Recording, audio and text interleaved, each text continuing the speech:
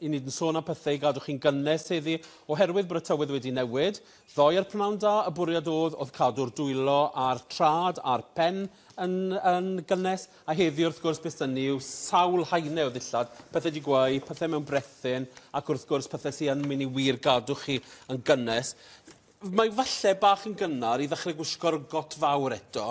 Felly beth mae pobl yn tueddu i wneud yw dod i jacedi mlaen, sgarffiau, cardigans, jwmperich. Chi'n troi at y pethau cysurus sydd wedi gweud. Os mae rhywun teimlo canol dydd, pan mae'r hael wedi codi i'r uchaf, mae'n gallu wneud. Mae'n gallu bod dal eitha cynnas, ond dechrau diwedd y dydd, mae'n hynod oer. A pryd hynny, wrth gwrs, a gyda beth ni ydy, pethau chi wedi gwneud yw dechrau tynnu falle ambell i haenau'n bant. Nawr, fi'n troi at y jwmper yma'n gyntaf, oherwydd fi'n siŵr bod nifer o bobl wedi sylwi gymaint o jwmperi a top sydd ar farchnad ar hyn o bryd, lle mae dych chi llewis, felly mae lot o bobl yn mynd, mae llewis yna, ond mae rhan yw dwll mawr ar y sgwyddau fel manylder wedyn, ac wrth gwrs, yn aml iawn, chi'n goffo bod yn ofalus iawn, gyda oedran, beth i chi'n gwisgo, beth i chi'n dangos.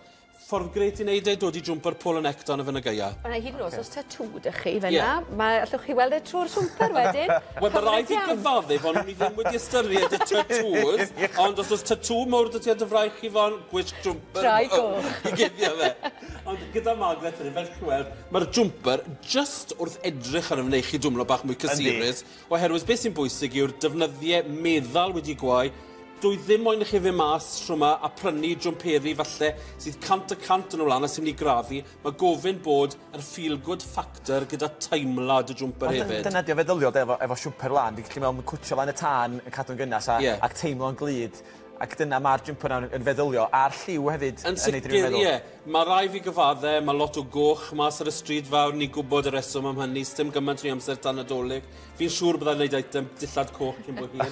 Gyda hon wedyn, beth sy'n neis, gyda'r jwmper o dani hefyd, wrth gwrs, gallwch chi dynnu haenau'n bant os ydw i'n mynd rydd, 2 unwaith chi'n cyrraedd, rhywle chi gael bwyd, neu gwydwch bod chi mas yn siopa, bod chi'n gael o'n paned o goffi, so chi ddod iddi nôl wedyn, cymryd nôl. Beth o'n i'n atgoffa pobl ddod, os chi'n gwisgo jacket neu cardigan mawr i fe mas yn y tywydd, da chi, pan i chi'n cyrraedd adre neu cyrraedd cartre rwy'n neu mewn eiste i gael prydwyn, tynnwch e bant. Neu chi ddim yn mynd i weld i werthau o gwbl am chi'n mynd nôl mas ac mae'r corff yn cyfarwyddo ar gwres ni. Dwi'n cofio'r wers yn ysgol fach, cot i ffwrdd pan i'n ôl fel o'r ffordd ar iard. Yn bendant, dim eiste yn eich cotau. A beth ni wedi gwneud gyda'r hon wedyn, mae trwsau gyda Margaret fan hyn, eitha cil a bach o stretch ynddo fe, ac wedyn sodle digron caedwadol o ran y boots, achos nawr yw'r amser i ddechrau mewn mas wrth gwrs edrych am y boots ar gyfer y geia hefyd. A mae'n bwysig cael boots go lew, achos dwi wedi prynu rhywun yn gorffennol, meddwl, oedd hein yn gres ar gyfer y geia, ond ar wedi deunydd neu'r safon, digon sydyn, mae traed rhywun yn glychu neu ymdroed. Mae lot o bethau swed ar y farchnad ar hyn o bryd, pethau sy'n edrych fel swed.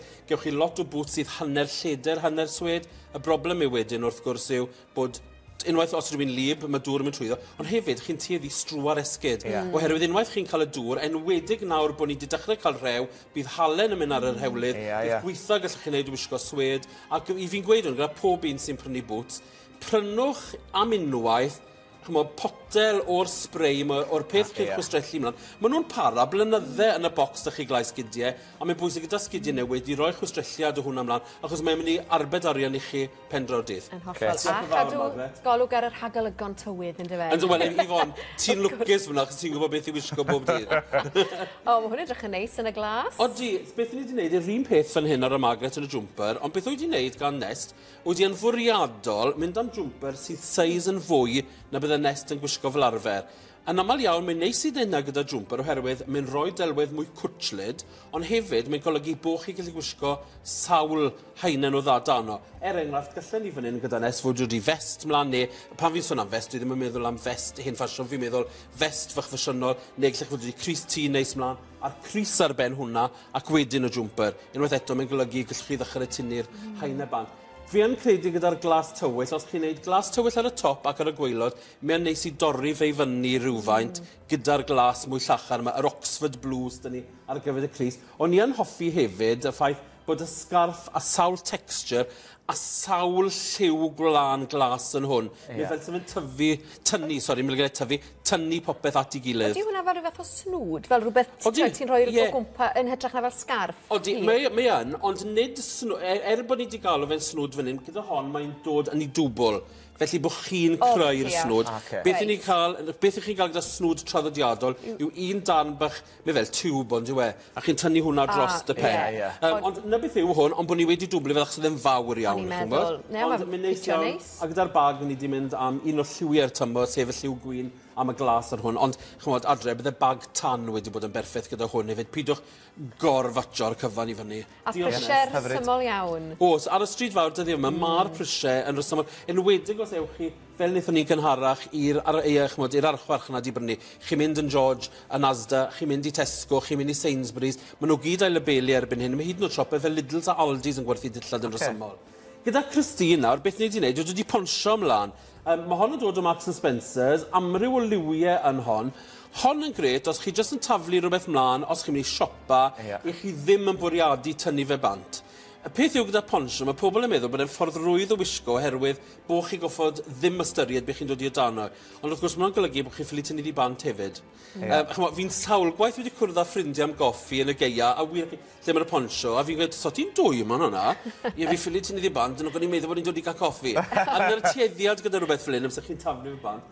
Hefyd, beth ni wedi gwneud fan hyn, ni wedi jwmper bach o liw o dan fe, gwlan yn y jwmper i gadw chi'n dwy mas. Peidiwch yn hofio gyda'r ponsio, sgwarin yw yn y bôn a hollt yn y canol. Felly wrth bod yn symud, mae'r symudiad wrth gwrs yn cynyddu'r gwynt a'r air sy'n rownd y corff, a dwi ddim wedi gwynio lawr yr ochrau.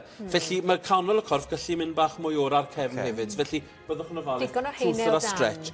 Beth oedd wneud fan hyn gyda Christine, gyda'r sgidiau, chi'n mynd gweld rhain ar y sgrin, 69 pint, ond yn y boots yma, mae dyn nhw defnydd sy'n edrych fel swed, sydd yn mae gallu gwrthsefyll dŵr.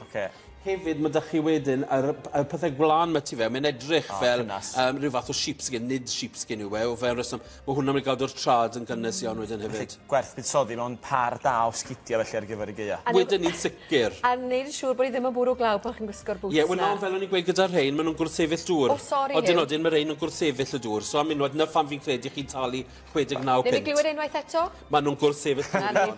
Ta beth yw'r tywyd y pwysgo'r boots yma. Diolch yn fawr i ti. Diolch yn fawr iawn i chi. Diolch i ti.